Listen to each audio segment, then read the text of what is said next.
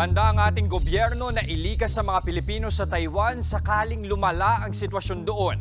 Kasunod yan ang isinasagawang military drills ng China sa paligid ng Taiwan. Nasa frontline ng balitang yan, si Marian Enriquez. Winater cannon at pinaligiran pa ng Coast Guard ng China ang barkong yan na kunwaring target nila. Bahagi ito ng Chinese military drill sa paligid ng Taiwan nitong Huwebes at Biyernes. May mga pinalipad ding fighter jets ang army ng China at may idineploy pang mga barkong pandigma. Ayon sa Taiwan, nasa 46 na Chinese military planes ang nakitang dumaan sa median lane ng Taiwan Strait. Mismong China ang nagsabing layo ng naturang military drill na subukan ang kakayahan nilang manakop. Parusa na rin daw nila ito sa bagong Taiwanese president na si Lai Ching-te. Kaugnay yan ang isinusulong niyang pagiging independent ng Taiwan mula sa China.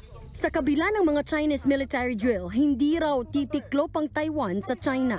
Giit naman ng Beijing, dead end na ang issue sa independence ng Taiwan dahil sa One China policy. Kalmado pa rin naman daw at hindi raw naaalarma ang ilang residente sa Taiwan. Pero sakaling mauwi ito sa giyera, handa at may contingency plan na raw ang ating Department of Migrant Workers para sa mga kababayan natin sa Taiwan. Sa huling tala, higit 150,000 ang mga Pilipino sa Taiwan. Rest assured, kasama sa plano yung the manner in which they will be transported. Kapag ang sitwasyon ay lumala, doon na talaga nagkakaroon ng mass nature yung repatriation. Kaya't yung nabanggit nyo, sir, posible talaga mayroon pang hindi gusto mo pero yun nga, as I said, sa karanasan, depende yun sa sitwasyon on the ground.